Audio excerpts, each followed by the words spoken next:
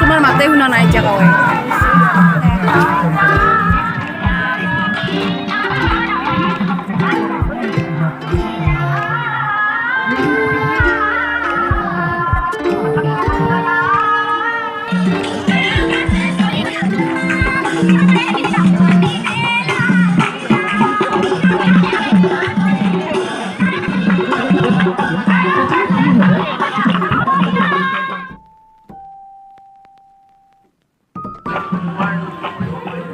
কিন্তু আমাৰ যদি অসমীয়া ভাষাটোৰ সোৱাদ আমি বিচাৰি যাওঁ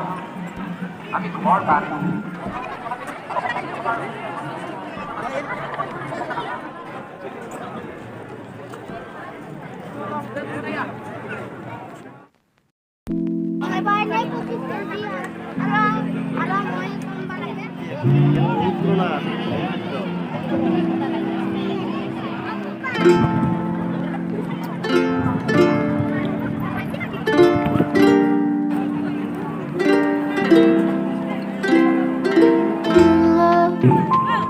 চিত্ৰাঙ্কন প্ৰতিযোগিতা অনুষ্ঠিত কৰা হৈছিল